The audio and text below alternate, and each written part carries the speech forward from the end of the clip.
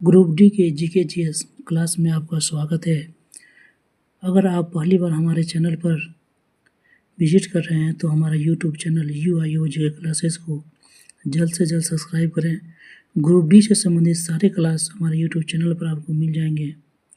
अभी इसमें रेलवे से संबंधित 10 प्रश्न इम्पोर्टेंट और एक सेट जिसमें 30 नंबर का क्वेश्चन होगा, लेकिन क्वेश्चन की संख्या 150 लगभग होंगे। आपको एक ही वीडियो में 150 क्वेश्चन लगभग कराऊंगा। नंबर में 30 है, लेकिन एक ही क्वेश्चन में 5-6 क्वेश्चन निकलते हैं, तो कुल मिलाकर 150 क्वेश्चन आपको इस वीडियो से मिलने वाला है।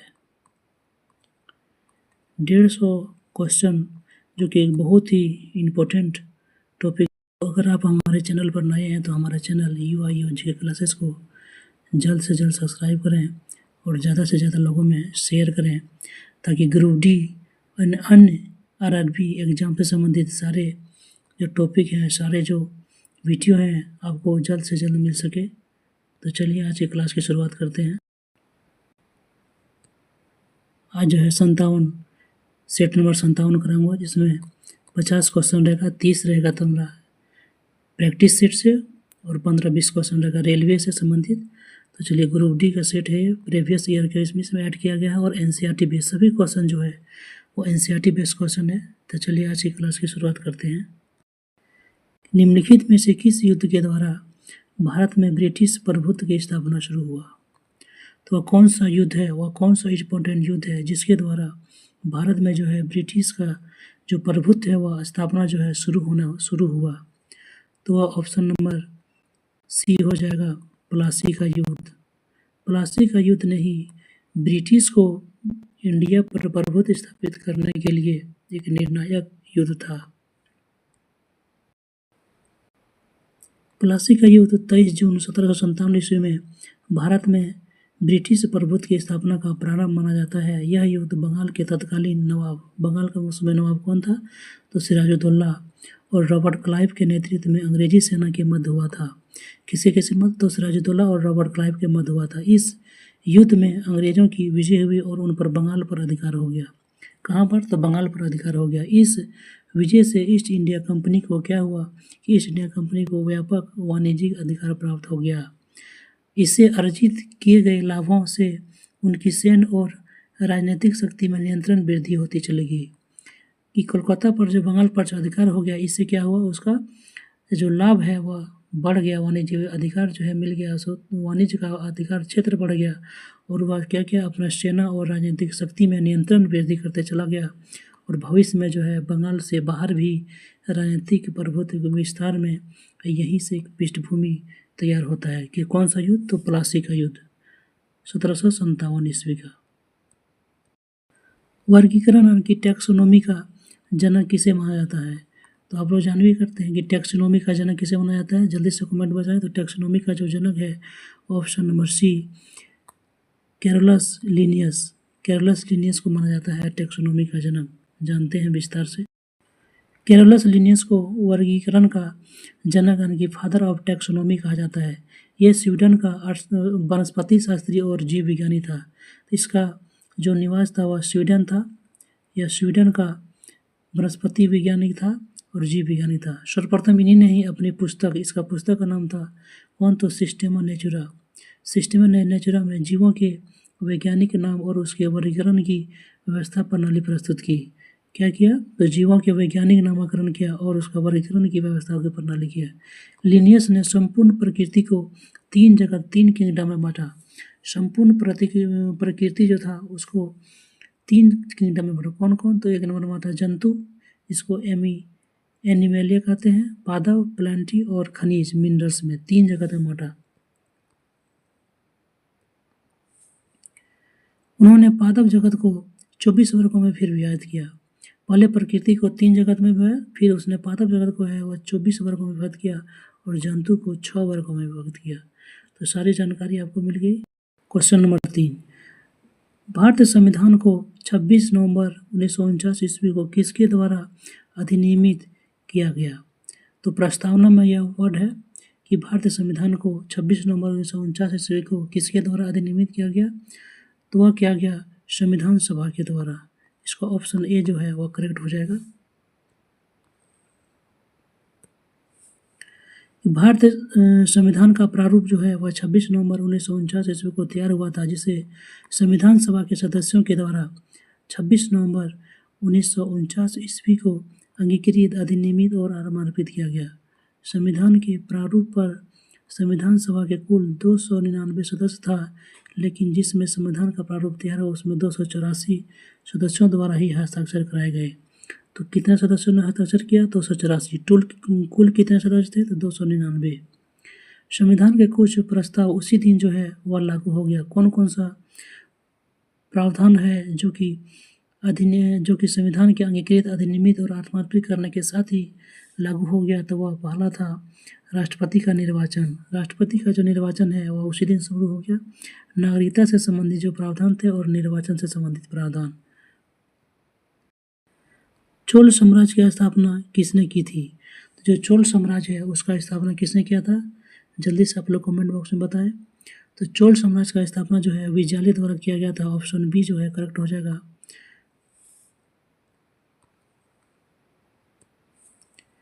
850 ईस्वी में विजयले ने कांची के पल्लवों को पराजित किया। किसको पराजित करके किया? तो कांची का जो पल्लव था उसको पराजित करके चोल साम्राज्य का स्थापना किया। यह पहले पल्लवों का ही सामंत था। किसका सामंत था विजयले? तो विजयले पहले पल्लव का ही एक सामंत था और इसने पल्लव के शासकों को ही पराजित कर चोल साम्राज्य का स्थापना किया। इसने पांड्यों की शक्तिहीनता का लाभ उठाकर, उस समय पांड्य वंश जो है बहुत ही दुर्बल हो गए थे, तो पांड्य की शक्तिहीनता पर लाभ उठाकर तंजौर पर जो है वह अपना अधिकार कर लिया और उसने नरकेसरी की उपाधि धारण की। विजयले द्वारा कौन सा उपाधि धारण किया गया? तो विजयले द्वारा नरकेसरी की उपाधि धारण किया गया था। इसने 21 वर्ष तक शासन किया। कितना? तो 21 वर्ष तक। निशुम्भ सुदनी देवी मंदिर का भी निर्माण इसने करवाया था और इसने अपनी जो राजधानी है वह उरेयूर से ले जाकर कहाँ पर बनाया? तो तंजावुर को बनाया अपनी राजधानी। तो चोल साम्राज्य के विषय में सारी जानकारी आपको एक ही वीडियो में, एक ही क्वेश्चन में मिल गया कि विजयले ने इसकी स्थापना किया, किसको हरा के किया? तो पल्लव के शासक को हरा के किया। और विजयले कौन था? तो यह पल्लव का ही एक सामंत था और इसने पांड्यों की शक्तिहीनता को देखते हुए तंजौर पर अधिकार कर लिया और इसने नरकेसरी की उपाधि धारण की। और विजयले ने एक मंदिर भी निर्माण किया जिसका नाम था निशुम्भ सुदनी देवी मंदिर। और इसने अपनी राजधानी जो है वह तंजावुर या तंजौर को बनाया, जो कि पहले उरेयूर में था। भूटिया नृत्य निम्नलिखित में से किस राज्य में स्थित है? तो जो भूटिया नृत्य होता है किस राज्य में किया जाता है अक्सर? तो भूटिया नृत्य जो है ऑप्शन नंबर डी, सिक्किम राज्य में किया जाता है। कौन सा राज्य में? तो सिक्किम राज्य में किया जाता है भूटिया नृत्य। अन्य नृत्य को जान लेते हैं। तो सिक्किम का जो अन्य नृत्य है वो कौन कौन है? तो सिक्किमी सिंघीछम, तमंग सेलो, शेरपा नृत्य, घंटू, गेलेयांग नृत्य, संगे छम नृत्य और चू फाट। पश्चिम बंगाल के कुछ नृत्य देख लेते हैं। पुरुलिया, छाऊ, बाउल और गंभीरा, ये सब कहाँ था? पश्चिम बंगाल की। उड़ीसा का कौन कौन है? तो उड़ीसा का है गोटीपुआ नृत्य, डफ और पाइका नृत्य। चलिए नागालैंड का जान लेते हैं। तो नागालैंड हुआ मोटसे अगुर्सिकुल्ला, गोडसे अगुर्सिकुल्ला, अलियाट्टू, सदल केकेई और चंगई नृत्य। ये सब नागालैंड के नृत्य हैं। नृत्य का नाम रखना अक्सर याद है क्योंकि एग्जाम में हर एक क्वेश्चन जो है, हर एक टाइप में क्वेश्चन में नृत्य का भी क्वेश्चन पूछा जाता है। चलिए नेक्स्ट क्वेश्चन देखते हैं कि जीवों के वर्गीकरण की आधुनिक प्रणाली में सबसे छोटी इकाई क्या है? कि जीवों का जो वर्गीकरण हुआ उसमें आधुनिक प्रणाली में सबसे छोटी इकाई क्या है? चलिए इसे जानते हैं। तो सबसे बड़ी इकाई होता है जगत। क्या होता है? जगत। और जगत से छोटा होता है संघ, और संघ से छोटा होता है वर्ग, और वर्ग से छोटा होता है गुण, और गुण से छोटा होता है कुल, और कुल से छोटा होता है वंश, और वंश से छोटा होता है जाति। तो सबसे जो छोटी इकाई है वह है जाति। ऑप्शन सी जो है वह करेक्ट हो जाएगा।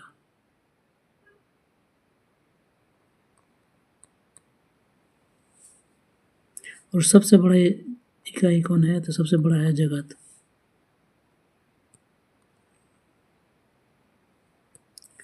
तो आधुनिक प्रणाली में जीवों के वर्गीकरण का आरोही क्रम अवरोही क्रम दिया हुआ है। इसमें सबसे बड़ा पहले दिया है, छोटा सबसे नीचे दिया है।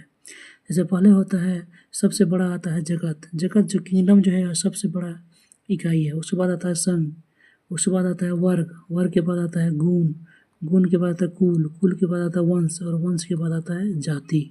तो सबसे छोटा जो क्या हो गया, जाति, और सबसे बड़ा क्या हो गया, जगत। तो स्पष्ट है कि जो जगत है वह वर्गीकरण का सबसे सर्वोच्च इकाई है और जो जाति है वह निम्नतम इकाई है। देख सकते हैं क्वेश्चन कितना इम्पोर्टेंट है। सभी एक एक क्वेश्चन जो है एग्जाम ओरिएंटेड क्वेश्चन है। आपको एक क्वेश्चन से आपको 5 या 6 क्वेश्चन मिल जा रहा है, यानी कि 30 क्वेश्चन 30 क्वेश्चन में टोटल मिलाकर लगभग 150 क्वेश्चन आपका कवर हो जा रहा है। तो अगर आप हमारे चैनल पर नए हैं तो हमारे चैनल UIOJ क्लासेस को जल्द से जल्द सब्सक्राइब कर लें और ज़्यादा से ज़्यादा लोगों में शेयर करें। चलिए देखते हैं नेक्स्ट क्वेश्चन कि प्रेस की स्वतंत्रता किस अधिकार में निहित है। जो प्रेस का स्वतंत्रता है वह कौन सा अधिकार है जिसमें प्रेस की स्वतंत्रता जो है निहित है। तो ये नंबर विधि के समक्ष संरचना ये नहीं होगा। संघ बनाने की स्वतंत्रता ये भी नहीं है। भाषण देने की स्वतंत्रता और कार्य और साधक सुरक्षा स्वतंत्रता। इसका सही आंसर जो हो जाएगा ऑप्शन नंबर सी जो हो जाएगा वह भाषण की स्वतंत्रता हो जाएगा। भाषण की स्वतंत्रता में ही प्रेस की स्वतंत्रता आता है। जानते हैं विस्तार से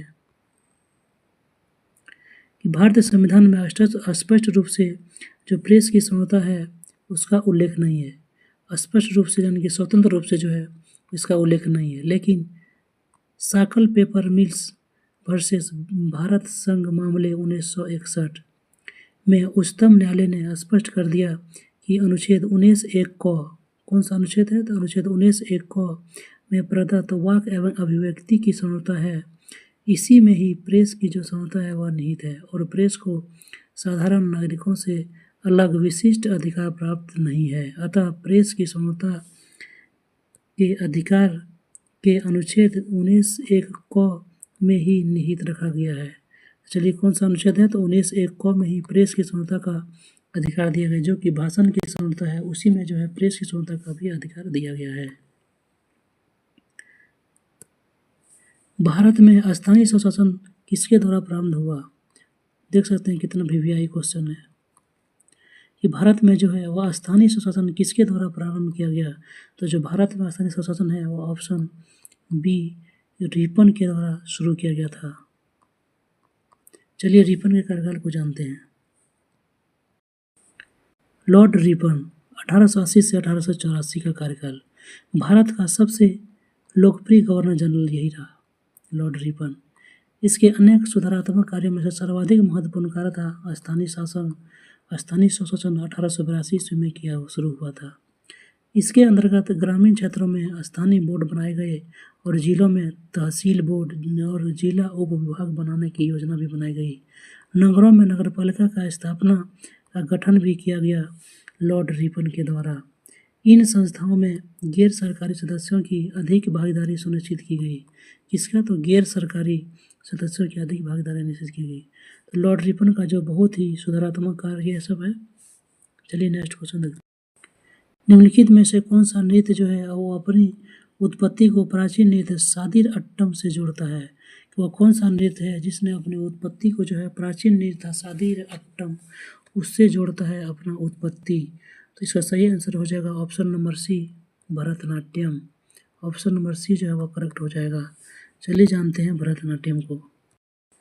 तो भरतनाट्यम यह तमिलनाडु का एक शास्त्रीय नृत्य है। क्या है, तो तमिलनाडु का शास्त्रीय नृत्य है और इसे सादिर अट्टम के नाम से भी जाना जाता है, क्योंकि इसका पता जो है वह सादिर ने लगाया जा सकता था, जो कि एक सोलो नृत्य था।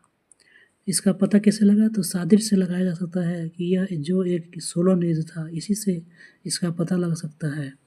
सादिर का प्रदर्शन तमिलनाडु के मंदिरों में नर्तकियों एवं देवदासियों द्वारा किया जाता था। तो जो सादिर है यह इसका प्रदर्शन कहाँ किया जाता है, तमिलनाडु के मंदिरों में। इसीलिए इनका नाम जो है वह दासी अट्टम भी है, क्योंकि इसका जो है नृत्य जो है या जो नृत्य है या देवदासियों द्वारा किया जाता था, इसीलिए इसका नाम जो है दासी अट्टम भी रखा गया। मानव शरीर की लसिका कोशिका किस अंग से बनते हैं? तो जो मानव शरीर की जो लसिका कोशिकाएं हैं वह किस अंग से बनती है? यह बहुत ही इम्पोर्टेंट क्वेश्चन है कि मानव शरीर की जो लसिका कोशिकाएं हैं वह किस अंग में बनती है? तो यह बनती है ऑप्शन नंबर डी, तिल्ली में बनती है। किसमें बनती है? तो तिल्ली में बनती है लसिका ग्रंथियाँ, जो कि बहुत ही इम्पोर्टेंट ग्रंथि है। लसिका कोशिका यानी कि लिम्फोसाइटिक सेल, यह क्या होता है? यह एक प्रकार का श्वेत रक्त कणिकाएं हैं। क्या है? तो WBC, एक प्रकार का WBC है, जिनका निर्माण कहाँ किया जाता है? तो लसिका ग्रंथि में किया जाता है, तिल्ली में किया जाता है, थाइमस ग्रंथि में किया जाता है और अस्थि मज्जा, ये सब चारों जगह में जो है वो लसिका कोशिका का निर्माण किया जाता है। तिल्ली और पलिहा जो है यह शरीर की सबसे बड़ी वाहिनी विहीन ग्रंथि है। डक्टलेस ग्लैंड, सबसे बड़ी डक्टलेस ग्लैंड कौन है? तो तिल्ली या पलिहा। यह रोग निरोधक तंत्र का एक भाग है। किसका भाग है? तो रोग निरोधक तंत्र का एक भाग है लसिका का कोशिकाएं। करों और सरकारी कार्यों के निर्वहन से केंद्र सरकार को प्राप्त संपूर्ण राजस्व किस निधि में रखा जाता है? यानी केंद्र सरकार को जो राजस्व की प्राप्ति होती है, विभिन्न सरकारी या गैर सरकारी कार्यों से जो राजस्व की प्राप्ति होती है, वह जो निधि है वह कहाँ रखा जाता है? किस निधि में उसका जो राजस्व है वह स्टोर रहता है? तो इसका सही उत्तर हो जाएगा संचित निधि। ऑप्शन नंबर बी जो है वह करेक्ट हो जाएगा। तो जानते हैं संचित निधि को। भारत की संचित निधि, कंसोलिडेटेड फंड ऑफ इंडिया, का उल्लेख जो है संविधान के अनुच्छेद किसमें है? तो संविधान के अनुच्छेद 266 में इसका उल्लेख किया गया है। किसका? तो संचित निधि का। और आकस्मिक निधि एवं राज्यों के लिए धन के आवंटन के अतिरिक्त भारत सरकार का एक राजस्व या उसके द्वारा लाए गए करों या धन की प्राप्त होगा और इससे एक संचित निधि बनेगी। किससे बनता है? तो आकस्मिक निधि और जो राज्य से जो धन का आवंटन होता है और से राजस्व की जो प्राप्ति होती है उसी को मिलाकर संचित निधि बनेगा, जिसे भारत की संचित निधि के नाम से जाना जाएगा। तो भारत की संचित निधि में ही सब राजस्व और आकस्मिक निधि जो है वह जमा रहता है। विधि के प्राधिकरण के बिना संचित निधि से कोई भी धन निकाला नहीं जा सकता है। विधि के प्राधिकरण की विधि से इसको विनियोग विधेयक पास करके यह जो संचित निधि और आकस्मिक निधि से पैसा निकाले जाते हैं, तो उसी विधि के बिना कोई भी इसमें पैसा नहीं निकल सकता। सबसे अधिक समय तक भारत का वायसराय कौन था? तो सबसे अधिक समय तक भारत का वायसराय रहा लॉर्ड लिनलिथगो। लॉर्ड लिनलिथगो, जो कि 1936 ईस्वी से 44 तक रहा। लेकिन इसमें क्वेश्चन में इस ऑप्शन के अनुसार से जो है वह कर्जन का जो कार्यकाल है वह सबसे लंबा कार्यकाल था इन चारों में। चलिए जानते हैं विस्तार से। उपर्युक्त वायसरायों में से सर्वाधिक समय जो है वह लॉर्ड कर्जन का है, जो कि 1899 से 1905 ईस्वी तक है। यह भारत का सर्वाधिक अलोकप्रिय वायसराय था। सर्वाधिक लोकप्रिय शासक कौन था? तो रिपन। और यह सर्वाधिक अलोकप्रिय वायसराय था। इसी के काल में जो है वह बंगाल का विभाजन हुआ था 1905 ईस्वी में। किसके कार्यकाल में हुआ था? तो कर्जन के कार्यकाल में ही हुआ था 1905 ईस्वी में बंगाल का विभाजन। कर्जन ने एक सिंचाई आयोग का भी स्थापना किया था, एक पुलिस आयोग का भी स्थापना किया था और रेलवे का जो सर्वाधिक विकास है किसके काल में हुआ था? तो रेलवे का जो सर्वाधिक विकास है वह इसी के काल में हुआ था, कर्जन के काल में। भारत में सर्वाधिक समय तक रहने वाला वायसराय कौन था? तो भारत में सर्वाधिक समय तक रहने वाला जो वायसराय था वह था लॉर्ड लिनलिथगो, जो कि 1936 ईस्वी से 1944 ईस्वी तक भारत पर शासन किया था। आपको अंत में रेलवे से संबंधित 10 डेली एक प्रैक्टिस सेट के साथ 10 जो है वह रेलवे से संबंधित क्वेश्चन कराते हैं। चलिए देखते हैं। सरहुल किस राज्य का एक लोकप्रिय जनजातीय नृत्य है, उत्सव है? सरहुल क्या है? एक उत्सव है जो कि सर्वाधिक लोकप्रिय किस राज्य में है? तो ऑप्शन नंबर बी, ये झारखंड में यह जो है सर्वाधिक लोकप्रिय उत्सव है। कौन? तो सरहुल। चलिए जानते हैं सरहुल को कि झारखंड में जो है वह सरहुल उरांव जनजातियों द्वारा मनाया जाने वाला एक त्यौहार है। किसके द्वारा? तो उरांव जनजाति द्वारा मनाया जाने वाला एक त्यौहार है। यह नववर्ष का भी त्यौहार है। सरहुल क्या है? तो यह नववर्ष का त्यौहार है। और हिंदू महीने के अनुसार इसे चैत महीने की अमावस्या का जो तीसरा दिन है, इसी दिन से मनाया जाता है। और यह हुआ ऋतु की शुरुआत। कौन सा? इसी समय से यह ऋतु की शुरुआत का भी उत्सव पर्व है। निम्नलिखित में से कौन पुष्प का एक भाग नहीं है? चलिए जल्दी से कमेंट बॉक्स में बताइए कौन सा पुष्प का एक भाग नहीं है। तो पुष्प का 4 भाग होते हैं। उसमें से होता है बाह्य दलपुंज, दलपुंज होता है, बाह्य दलपुंज होता है, पुमंग होता है और जायंग होता है। तो इसमें से जो ऑप्शन बी है वह एक पुष्प का भाग नहीं है। पर्णवृंत जो है वह पत्ता और डंठल के बीच का पार्ट है। तो यह जो है पुष्प का भाग नहीं है। तो पुष्प के भाग को देख लेते हैं। पुष्पी पौधे, जिसको एंजियोस्पर्म कहा जाता है, में पुष्प एक प्रजनन अंग है जो प्रायः तने, शाखाओं, शीर्ष और पत्तियों के ऑक्सीजन के एक्सेल पर विकसित होता है और फल और बीज उत्पन्न करता है। पुष्प के प्रमुख भाग में कौन कौन होते हैं? तो पुष्प के प्रमुख भाग में होते हैं बाह्य दलपुंज, जिसे कैलेक्स भी कहते हैं, दलपुंज जिसे कोरोला कहते हैं, पुमांग जिसे एंड्रोसियम कहते हैं और जायंग जिसे जाइनोसियम कहते हैं।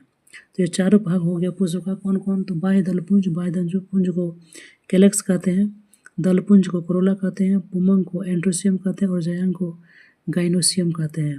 पर्णवृंत क्या होता है जान लेते हैं। तो पत्ते और तने को जोड़ने वाली एक संरचना है पर्णवृंत, जो पत्ते को प्रकाश से उड़ाए रखता है, यानी पत्ते को प्रकाश की ओर जो है उठाए रखता है, वह होता है पर्णवृंत।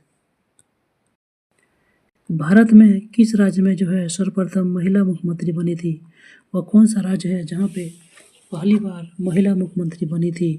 तो वह है उत्तर प्रदेश। ऑप्शन ए जो है आंसर करेक्ट हो जाएगा। उत्तर प्रदेश में जो है पहली बार भारत में सर्वप्रथम जो है महिला मुख्यमंत्री बनी थी सुचेता कृपलानी। तो सुचेता कृपलानी जो है वह भारत की किसी भी राज्य की मुख्यमंत्री बनने वाली पहली महिला बनी थी। वर्ष 1963 ईस्वी में उत्तर प्रदेश राज्य की यह पहली बार मुख्यमंत्री बनी थी 1963 ईस्वी में। बंगाल का प्रथम गवर्नर जनरल कौन था? पहले बंगाल का गवर्नर होता था, उसके बाद बंगाल का गवर्नर जनरल होने लगा, उसके बाद भारत का गवर्नर जनरल होने लगा, फिर वायसराय हुआ। तो पहला जो है भारत का गवर्नर और रॉबर्ट क्लाइव को माना जाता है पहला गवर्नर। लेकिन पहला जो है बंगाल का जो है पहला गवर्नर जनरल किसे माना जाता है? तो बंगाल का पहला गवर्नर जनरल जो है वह वारेन हेस्टिंग्स होता है, जो कि ऑप्शन बी जो है वह सही हो जाएगा, वारेन हेस्टिंग्स। 1773 ईस्वी के रेगुलेटिंग एक्ट के अनुसार भारत में ईस्ट इंडिया कंपनी के अंतर्गत जो है वह बंगाल का प्रथम जो है गवर्नर जनरल वो वारेन हेस्टिंग्स को नियुक्त किया गया और इसने 1772 ईस्वी में कोर्ट ऑफ डायरेक्टर्स के आदेशानुसार बंगाल में द्वैत शासन की समाप्ति की घोषणा की और सरकारी खजाने का जो हस्तांतरण है वह मुर्शिदाबाद से कलकत्ता ले गया। तो सरकारी खजाने से लॉर्ड वारेन हेस्टिंग्स के काल में कौन कौन से महत्वपूर्ण काम हुए? तो लॉर्ड वारेन हेस्टिंग्स जो है वह पहली बार बंगाल का प्रथम गवर्नर जनरल बना। किस एक्ट के तहत? तो 1773 ईस्वी के रेगुलेटिंग एक्ट के तहत। इसने बंगाल में द्वैत शासन कब समाप्त किया? तो बंगाल में द्वैत शासन जो है 1772 ईस्वी में समाप्त किया। किसके आदेशानुसार? तो कोर्ट ऑफ डायरेक्टर्स के आदेशानुसार। और इसने जो सरकारी खजाना है इसका मुख्यालय कहाँ स्थानांतरित किया? इसका जो पहले था मुर्शिदाबाद, और मुर्शिदाबाद से हटाकर कहाँ ले गया? तो कोलकाता ले गया। संविधान के अंतर्गत उच्चतम न्यायालय से विधि के प्रश्न पर सलाह लेने का अधिकार किसे प्राप्त है? तो जो उच्चतम न्यायालय से विधि के प्रश्नों पर जो सलाह लेने का अधिकार है वह किसे प्राप्त है? तो वह ऑप्शन नंबर ए राष्ट्रपति को प्राप्त है। किसे प्राप्त है? तो राष्ट्रपति को प्राप्त है। चलिए जानते हैं। उच्चतम न्यायालय से विधि के प्रश्न पर सलाह लेने का जो अधिकार है वह किसे प्राप्त है? तो वह राष्ट्रपति को प्राप्त है। और संविधान के अनुच्छेद 143 के अनुसार 143 के अनुसार जो है वह राष्ट्रपति किसी भी विषय पर उच्चतम न्यायालय से सलाह मांग सकता है। न्यायालय सलाह देने के लिए बाध्य नहीं है, लेकिन अगर यदि सलाह संविधान लागू होने के पूर्व की किसी विषय पर मांगा जाए तो सलाह देना अनिवार्य है। कि अगर यदि सलाह मांगे तो यह बाध्य नहीं है, लेकिन यदि सलाह 26 जनवरी 1950 के पूर्व किसी भी विषय पर सलाह मांगे तो वह सलाह देना अनिवार्य है, परंतु राष्ट्रपति इस सलाह को मानने के लिए बाध्य नहीं है। चाहे तो राष्ट्रपति इसकी सलाह को मान सकता है और नहीं भी मान सकता है।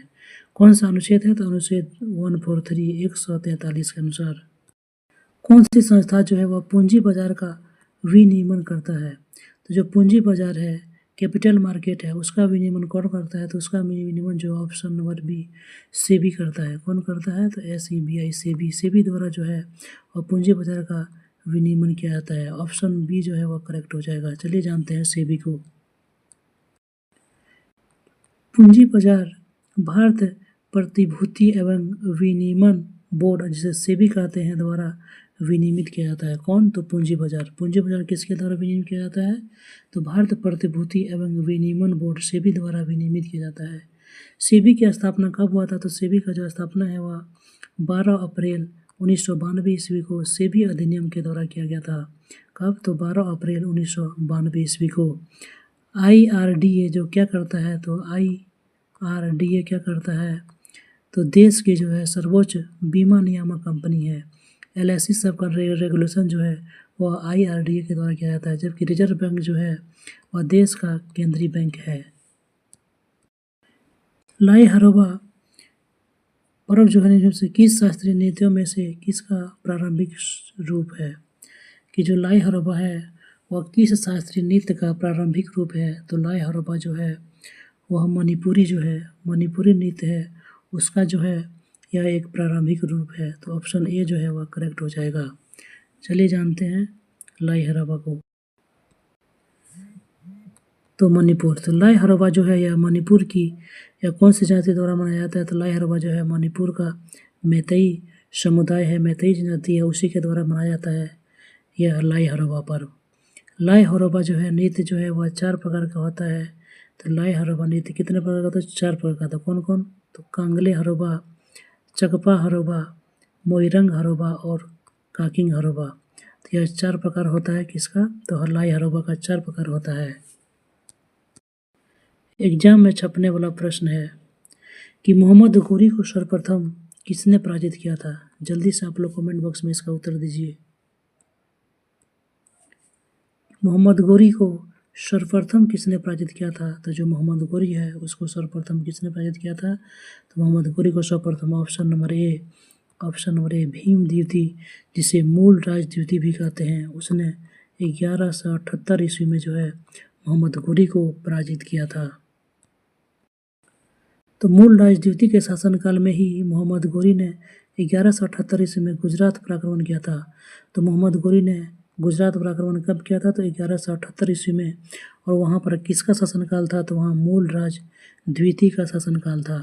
किंतु मूल राज द्विवेदी, जिसे भीम द्विवेदी भी कहते हैं, ने आबू पर्वत के निकट उसे क्या किया? पराजित कर दिया मोहम्मद घोरी को। संभवतः घोरी की भारत में यह प्रथम पराजय थी। यह बहुत ही इम्पोर्टेंट क्वेश्चन है। 1779 ईस्वी में उसने पेशावर को जीत लिया और 1185 से 86 के बीच में पंजाब पर भी विजय प्राप्त कर लिया और सियालकोट को भी जीता था। इस सब प्रदेश को जीत गया, लेकिन गुजरात को में हार गया। कौन? तो मोहम्मद घोरी। कब हारा था? तो 1178 ईस्वी में। उसमें शासनकाल था मूल राज द्विवेदी, जिसे भीम द्विवेदी भी कहते हैं, उसी का शासनकाल था। यदि आय बढ़ाने के साथ साथ कर की दर भी बढ़ती है तो उसे क्या कहते हैं? अगर आय बढ़ने के साथ साथ जो कर की दर है वह भी बढ़ती है तो उसको क्या कहते हैं? तो उसको कहते हैं प्रगतिशील कर। क्या कहते हैं? प्रगतिशील कर। ऑप्शन बी जो है करेक्ट हो जाएगा। अगर आय बढ़ रहा है और टैक्स भी बढ़ रहा है तो वह प्रगतिशील कर हुआ। इससे जो है अमीरों को ज़्यादा टैक्स देना पड़ता है और गरीबों को कम टैक्स देना पड़ता है। यह जो है थोड़ा सा कल्याणकारी आर्थिक नीति का एक उपकरण है। तो प्रगतिशील कर वे कर होते हैं जिसमें करदाता की आय बढ़ने के साथ साथ कर की दर भी बढ़ती है। क्या बढ़ता है? तो कर की दर भी बढ़ती है। यह प्रणाली अमीरों की तुलना में गरीबों की आय पर कम भार डालता है और यह कल्याणकारी आर्थिक नीति का एक उपकरण है। किसका उपकरण है? तो कल्याणकारी आर्थिक नीति का उपकरण है। चलिएगा ना, और महत्वपूर्ण प्रश्न कि विटामिन क्या होते हैं, जल्दी आप लोग बताएं। Vitamin A, vitamin B, vitamin C कर दें, लेकिन विटामिन होते क्या हैं, चलिए समझते हैं विस्तार से। तो विटामिन जो है वह जटिल कार्बनिक यौगिक होता है। ऑप्शन ए जो है उसका करेक्ट आंसर है, जटिल कार्बनिक यौगिक है, जिसका खोज कब किया था। तो इसका खोज जो है वो फंक ने किया था। कब? तो 1992 ईस्वी में। 1992 ईस्वी में जो फंक है, फंक ने इसका खोज किया था। और विटामिन क्या होता है? तो विटामिन जो है वह जटिल कार्बनिक यौगिक होता है। और इसे विटामिन को क्या कहा जाता है? तो विटामिन को आहार, सहायक आहार भी कहा जाता है विटामिन को। सर्वप्रथम वर्ष 1992 ईस्वी में वैज्ञानिक फंक ने विटामिन शब्द का प्रयोग किया था। और विटामिन जो है वह जटिल कार्बनिक यौगिक है जो शरीर के उपापचय क्रियाओं के समुचित क्रियान्वयन के लिए बहुत ही आवश्यक होता है। विटामिन शरीर में संश्लेषित नहीं होते हैं, इसीलिए भोजन के माध्यम से ग्रहण किए जाते हैं। विटामिन जो है वह शरीर में संश्लेषित नहीं होता है, कि शरीर उसको नहीं बनाता है, इसको बाहर से लेना पड़ता है। इसलिए जो है विटामिन को सहायक आहार भी कहा जाता है। विटामिन को क्या कहा जाता है? तो विटामिन को सहायक आहार भी कहा जाता है। देखिए, बहुत ही महत्वपूर्ण प्रश्न है। अगर आप हमारे चैनल पर नए हैं तो हमारा चैनल UIO GK क्लासेस को जल्द से जल्द सब्सक्राइब करें और ज़्यादा से ज़्यादा लोगों में शेयर करें, ताकि इस तरह का प्रैक्टिस सेट और वीडियो जो है आपको जल्द से जल्द मिल सके और आप एग्ज़ाम में अच्छे स्कोर कर सके। चलिए देखते हैं नेक्स्ट क्वेश्चन कि संयुक्त राष्ट्र सुरक्षा परिषद में अस्थायी सदस्यों की संख्या कितना है। तो संयुक्त राष्ट्र सुरक्षा परिषद में अस्थायी सदस्यों की जो संख्या है वह कितना है। तो अस्थायी सदस्य होते हैं मात्र 5। कुल मिलाकर कितने सदस्य होते हैं? तो कुल मिलाकर 15 सदस्य होते हैं। 5 अस्थायी होते हैं और 10 जो है वह अस्थायी होते हैं, जो कि 2 साल के लिए होता है अस्थायी। इस संयुक्त राष्ट्र संघ के 6 अंगों में से जो सुरक्षा परिषद है, यानी कि सिक्योरिटी काउंसिल है, उसमें एक प्रमुख अंग है, बहुत ही प्रमुख अंग होते हैं, जिसका उद्देश्य होता है कि अंतर्राष्ट्रीय शांति और सुरक्षा बनाए रखना। इसका क्या होता है? तो अंतर्राष्ट्रीय शांति और सुरक्षा बनाए रखना।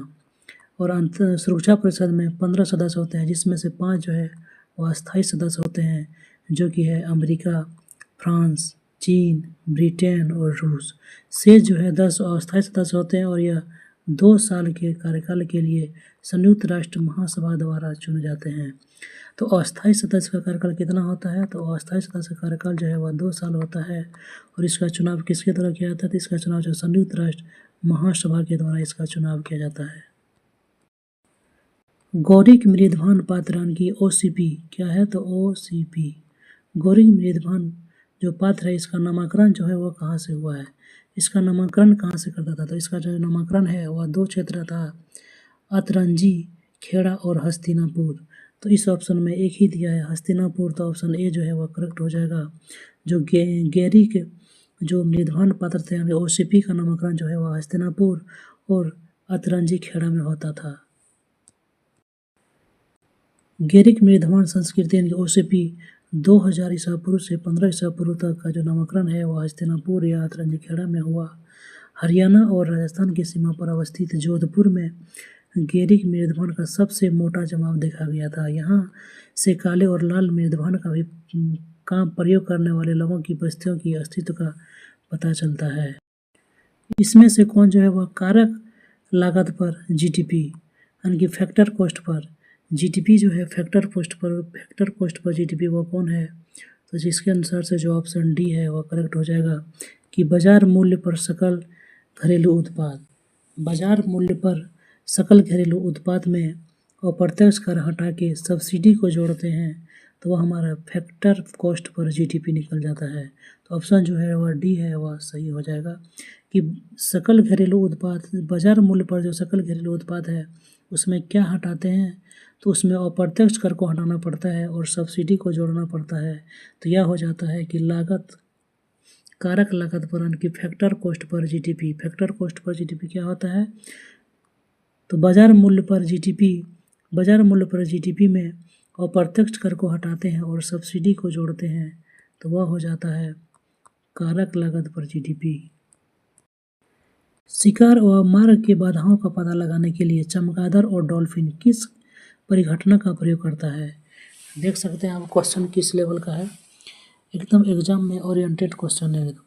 शिकार अथवा मार्ग की बाधाओं का पता लगाने के लिए चमगादड़ या डॉल्फिन किस परिघटना का प्रयोग करता है? यह सब जो है किसका परिघटना करता है? तो ध्वनि के प्रतिध्वनि का जो स्थिति है उसके द्वारा यह जो है अपने शिकार या मार्ग की बाधाओं का पता लगाता है। तो यह ऑप्शन नंबर डी जो है वह करेक्ट हो जाएगा कि प्रतिध्वनि के से जो है अपना यह शिकार को खोज लेता है या फिर मार्ग में जो बाधा आता है उससे जान जाता है। किसका? तो प्रतिध्वनि से। तो चमगादड़ या डॉल्फिन प्रतिध्वनि की स्थिति निर्माण यानी कि इको लोकेशन विधि के द्वारा, किसके द्वारा? तो इको लोकेशन विधि के द्वारा अपने शिकार या मार्ग की बाधाओं का पता लगाते हैं। ये दोनों जीव प्राश्रव ध्वनि तरंगें यानी अल्ट्रासोनिक वेव्स उत्पन्न करते हैं। ये ध्वनि तरंगें रडार द्वारा प्रक्षेपित प्रकाश तरंगों की भांति मार्ग में आने वाले रुकावट टकराने के बाद उद्गम स्रोत तक लौट आती है और ये इस प्रकार ये अपनी संवेदनशील इंद्रियों के द्वारा अपनी रुकावट की दिशा और दूरी का अनुमान लगाते हैं। सोमपुर महाविहार का निर्माण किसने कराया था? तो जो सोमपुर महाविहार है इसका निर्माण धर्मपाल के द्वारा कराया गया था। ऑप्शन बी जो है वह करेक्ट हो जाएगा। तो जानते हैं धर्मपाल को कि पाल वंश का द्वितीय शासक पहला था गोपाल, जिसने पाल वंश का स्थापना किया था। पाल वंश का द्वितीय शासक धर्मपाल ने 9वीं शताब्दी में सोमपुर महाविहार का निर्माण करवाया था और यह जो है बौद्ध विहार बांग्लादेश के नौगांव जिले के पहाड़पुर में स्थित है, इसीलिए इसे पहाड़पुर बौद्ध विहार के नाम से भी जाना जाता है। इसकी जो खोज है वह कनिंघम ने किया था। कब? तो 1879 ईस्वी में। वाणिज्यिक बैंकों में गैर निष्पादनकारी परिसंपत्तियां यानी कि एनपीए का क्या अर्थ है? आप बैंकों में एनपीए से संबंधित बहुत सारा वर्ड सुनते होंगे, लेकिन आज पता चला कि एनपीए होता क्या है। एनपीए वह ऋण है जिन पर ब्याज और मुख्य रकम की वसूली नहीं होती है। एनपीए ऐसा ऋण है जिस पर ब्याज भी नहीं मिलता और जो मुख्य रकम जो दी जाती है वह भी वसूली नहीं होती है, उसको नाम एनपीए दिया जाता है, गैर निष्पादनकारी परिसंपत्तियां। सर्वाधिक विद्युत चालकता वाला तत्व कौन है? जो सर्वाधिक विद्युत चालकता तत्व है वह है चांदी। चांदी जो है वह सर्वाधिक विद्युत चालकता तत्व है। ऑप्शन ए जो है वह करेक्ट हो जाएगा। जिन पदार्थों की विद्युत प्रतिरोधकता अत्यंत ही निम्न होती है यानी कि प्रतिरोध जितना निम्न होगा सुचालक उतना ही अधिक होगा। तो तांबा, एल्युमिनियम और लोहा की तुलना में चांदी जो है उसका विद्युत चालकता जो है वह सर्वाधिक है। किसका? तो चांदी का। किस स्थान से मानव कंकाल के साथ कुत्तों के कंकाल भी प्राप्त हुआ है? वह कौन सा स्थान है जहाँ से मानव का कंकाल के साथ साथ कुत्तों का कंकाल भी प्राप्त होता है? इससे साबित होता है कि कुत्ता और मानव दोनों को साथ में दफनाया गया था। तो यह स्थान है बी नंबर में, जम्मू कश्मीर का बुरजहोम। चलिए जानते हैं विस्तार से। बुरजहोम एक नौपाषाणकालीन स्थल है। कौन सा स्थल है? तो नौपाषाणकालीन स्थल है जो कश्मीर के घाटी में श्रीनगर से 6 किलोमीटर उत्तर पूर्व स्थित है और इस स्थल से मानव कंकाल के साथ साथ कुत्तों के कंकाल का भी साक्ष्य प्राप्त हुआ है। स्थानीय भाषा में बुरजहोम को प्लेस ऑफ बीट्स के नाम से भी जाना जाता है। डी टेरा और पीटरसन द्वारा 1935 ईस्वी में इसकी खोज किया गया था। गर्तावास यानी कि गड्ढों वाला छप्पर इस स्थल की प्रमुख विशेषता है। गर्तावास किसका प्रमुख विशेषता है? यानी कि गड्ढों वाला छप्पर। यहाँ के लोग जो है कृषि से परिचित थे। कहाँ के लोग? तो बुरजहोम के लोग कृषि से परिचित थे। निम्नलिखित में से कौन सा एक आवेश रहित कण है जिसमें कोई भी आवेश नहीं रहता? वह कौन सा है जिसमें कोई भी आवेश नहीं है? तो वह है न्यूट्रॉन। न्यूट्रॉन जो है इसमें कोई आवेश नहीं है। ऑप्शन डी जो है वह करेक्ट हो जाएगा। तो न्यूट्रॉन एक ऐसा कण है जो आवेश रहित यानी कि उदासीन होता है, जबकि इलेक्ट्रॉन जो है वह ऋण आवेशित होता है, ऋणात्मक होता है इलेक्ट्रॉन, और प्रोटॉन जो होता है वह पॉजिटिव होता है। और न्यूट्रॉन और प्रोटॉन दोनों ही परमाणु के नाभिक में पाया जाता है। चलिए अब 10-12 क्वेश्चन रेलवे से संबंधित जान लेते हैं। रेलवे भर्ती बोर्ड जिसका स्थापना कब हुआ था? निकर्जन के समय हुआ था। रेलवे भर्ती बोर्ड का स्थापना कब? तो मार्च 1905 ईस्वी में। भारत रेलवे का मुख्यालय कहाँ है? तो जो भारत रेलवे उसका मुख्यालय जो है वह नई दिल्ली में है। भारत रेल को कितने जोनों में बांटा गया है? यदि कलकत्ता मेट्रो को मिला दिया जाए तो, यदि कलकत्ता मेट्रो को मिलाया जाए तो कुल मिलाकर अभी 18 जोन है। और अगर भारत रेलवे के जोनों में कोंकण को मिला दिया जाए, कोंकण रेलवे जोन को मिला दिया जाए तो कोंकण रेलवे मिलाकर 19 है। कितना है? तो 19। भारत का 18वां रेलवे जोन कौन है? जो कि 2019 ईस्वी में शुरू हुआ था। तो भारत का जो लेटेस्ट यानी कि 18वां रेलवे जोन है वह है दक्षिण तटीय रेलवे। कौन? तो दक्षिण तटीय रेलवे। भारत का सबसे बड़ा रेलवे जोन कौन सा है? तो भारत का सबसे बड़ा जो रेलवे जोन है वह है उत्तर रेलवे। 6860 किलोमीटर का है, 6860 किलोमीटर का। और सबसे छोटा जो रेलवे जोन है वह है उत्तर पूर्वी रेलवे जोन। भारत में पहली बार जो है मालगाड़ी का शुरुआत हुआ था 1837 ईस्वी में। उसका नाम क्या था? जो मालगाड़ी है उसका नाम था रेड हिल रेलवे। यह ट्रेन जो है रेड हिल से चिंता त्रिपेट यानी कि चेन्नई तक 25 किलोमीटर तक चलती थी। इस ट्रेन का इस्तेमाल ग्रेनाइट परिवहन के लिए किया जाता है। किसके लिए? तो ग्रेनाइट परिवहन के लिए जो पहली मालगाड़ी है इसका इस्तेमाल किया जाता था, रेड हिल रेलवे का। भारत रेलवे एक्ट कब आया? तो भारत रेलवे एक्ट जो है वो 1890 ईस्वी में आया था। भारत रेलवे एक्ट कब आया? तो 1890 ईस्वी में पारित हुआ था। भारत में प्रथम विद्युत रेल का शुरुआत कब हुआ? इलेक्ट्रिक से चलने वाला रेल कब बना? तो 3 फरवरी 1925 ईस्वी को भारत में जो है विद्युत रेलवे ट्रेन का इस्तेमाल शुरू हुआ। बम्बई में शुरू हुआ था। कहाँ पर? तो बम्बई में बम्बई वीटी से कुर्ला हार्बर के बीच जो शुरू हुआ था।